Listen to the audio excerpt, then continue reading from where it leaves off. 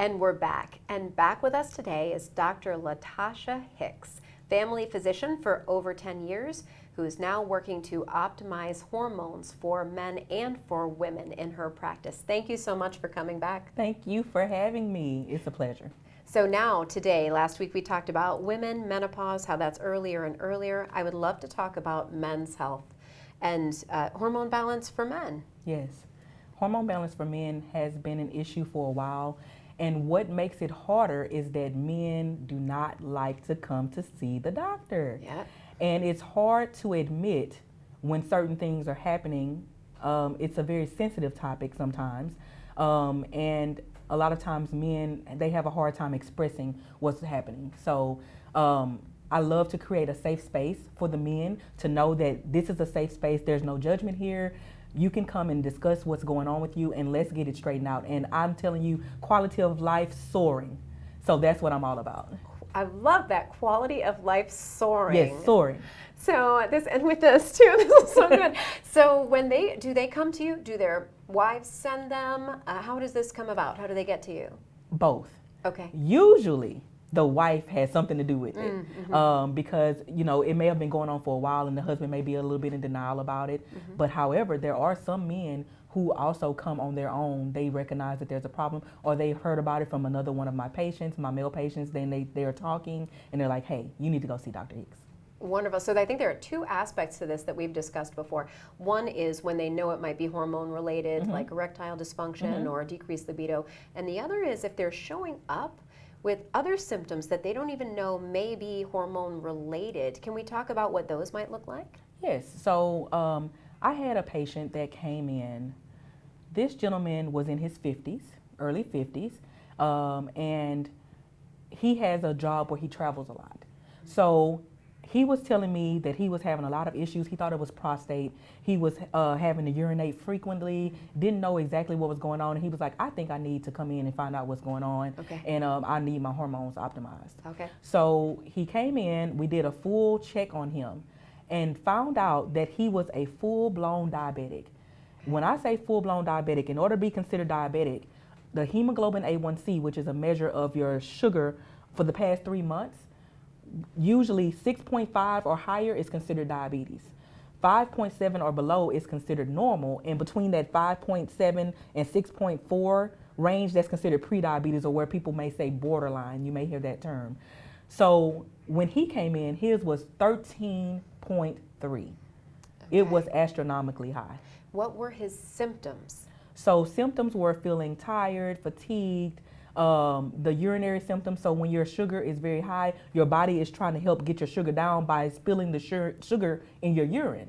So the sugar will actually show up in the urine as well. So that's what was happening while he was having urinary frequency.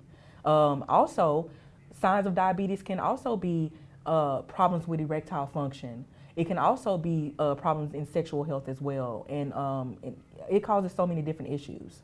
So in this instance, for this gentleman, you also checked his hormones as well, but number one, I'm presuming you needed to get that diabetes under control. Yes. So, well, that's interesting. The way that I dealt with it was definitely outside of the box. All right, I want to hear it. So what happened was, this gentleman is one that does not like to come to the doctor. So I can deal with it. Men, if you don't like to come to the doctor, I am an advocate for you. I am not a dictator. I will work with you and we will come up with something that works for you. So this gentleman, because he travels a lot, he could not be responsible for taking injectables. He wasn't ready for that, and he wouldn't have been compliant with that anyway. So why give him insulin, right? But technically, at an A1C of 9, he needed to be on insulin. But I didn't put him on insulin. So this was our compromise. I told him, I'm going to put you on a single medication, which is metformin. Metformin alone typically will bring your A1C down 1 to 2 points. Typically, that's what you should expect in a few months or so. And then I optimized his hormones. We talked about lifestyle modifications, changing what he's eating when he's out on the road. And as we did, he did his best to comply with all of these things. And in 6 months' time, with one diabetic medication, which is metformin, the classic, and hormone optimization of his testosterone levels, we were able to get his A1C down to 7.7 in 6 months' time, something that is almost unheard of with a single medication. I've not actually heard of that. Mm-hmm. Yeah, that's This really is a true incredible. story. Yeah, absolutely. And so, how long ago? What has it come down further? I mean, how long ago was this? Yes, it's come down further since that time. Okay. But he is doing remarkably well. He lost a lot of weight. Mm-hmm. His belly went down. He had a very large abdomen. Abdomen went down. He became. I remember him telling me, "My pants are falling off," and it was so interesting because to him, he could not see that his abdomen was getting smaller, that his belly was going down. Mm-hmm. So what I had to do, thankfully, before we started, I measured him. I did measurements of his waist and of his hips and of his arms and everything like that. So I was able to demonstrate to him that he actually had lost 2 inches off of his waist without even recognizing that he had. But because of the proportion of the abdomen to his, everything else, Sure. he still felt like it was big. I guess he felt like the 6-pack was going to come overnight. But he continued to work at it and everything, and the weight was falling off. And the pants too. Pants were falling off too because they were too big. That's it right there. Okay, so this is the same gentleman came in and he thought it was prostate because he had urinary urgency, which is very common with prostate. And then come to find out he was diabetic, but he still needed hormone optimization. So still needed hormone optimization. Everything was good. So the connection between diabetes and hormone optimization is that when your testosterone levels start to decline, also your muscle mass starts to decline. Okay. And muscles are one of the biggest consumers of glucose out of your blood. The more muscle mass you have, the more your body can eat the sugar out of your blood. The more it eats the sugar out of your blood, the less the blood sugar circulating in your body is. And so when you don't have enough muscle to consume the glucose, that causes an issue as well. Also, when you have a higher fat mass, fat is the way that your body stores sugar. It doesn't want any more sugar. So the fat cells are going, no more sugar. I don't want any more. And so that way it will stay circulating in the body. So as you get testosterone optimized, men will start to feel like they're starting to bulk up again. They often feel that when they go to the gym, their workouts are more effective. So as you age, men will tell you, I've been exercising, I'm lifting weights, I'm doing this, but nothing's changing, or I don't feel like it's changing. But when I was young, I could lift weights like this and the muscles just pow, pow, pow. Yeah. But now they're unable to get the results that they're looking for. You optimize the testosterone levels and all of a sudden things just start to behave and I guess you would say respond appropriately.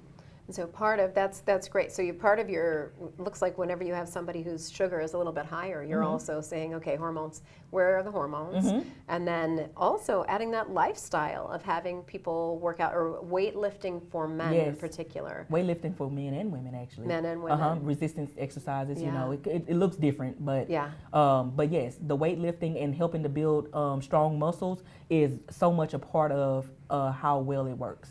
Do you find that there is an age limit where you can find that for men? Do you find that they should be, like, is there a limit on how old they are where they should no longer be receiving testosterone replacement? Not necessarily. Okay. And actually, there are adjustments made for age beyond certain points, and then it all depends on the person. So we're not just looking at the labs only. The labs are just a piece of it, but it's also the way the person is feeling. So we are treating the person, not the numbers.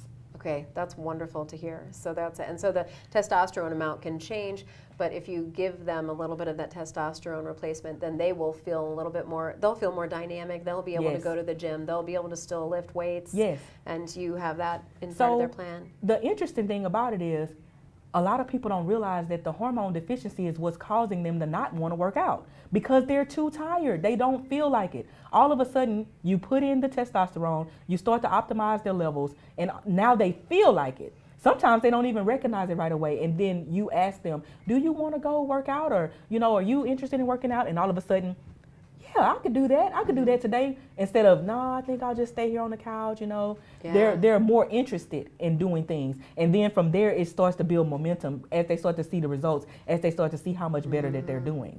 They feel so much better. How often do they have to come see you for this? So for the men, it all depends on which option that you choose. If you do bioidentical hormone pellet therapy, typically that lasts 4 to 5 months in men, but I do have some of my patients that it lasts even longer in them. the more active you are, it lasts a little bit shorter because the pellets actually work by blood circulating around the pellets. So if you are active, that means that your heart is pumping more, you're circulating more blood around the pellets. It's going to cause them to dissolve a lot faster, and you will feel the effects even stronger than the person who is less active. A person that's sedentary will not feel the effects as well as a person who's very active. Hence the reason why you say and lifestyle. And lifestyle. You really exactly. get the benefit when you have the lifestyle added as well. Exactly. Well, thank you, Dr. Hicks, again for joining us and talking to us about men's health and hormone balance today. Hope you'll join us again next week. Yes, I would love to. That's wonderful. So please let everybody know how they can find you. Okay, well, if you would like to find me, you can find me at www.exceptionalcareelite.com. That's EXCEPTIONAL, care, CARE, elite, ELITE, .com. Sorry. And 713-659-9309 is the phone number. And on Instagram at xcareelite, that's EXCAREELITE. And we would love to take care of you. It would be my pleasure. Well, thank you again for joining us. And thank you for watching. And please come back after these messages for our next guest.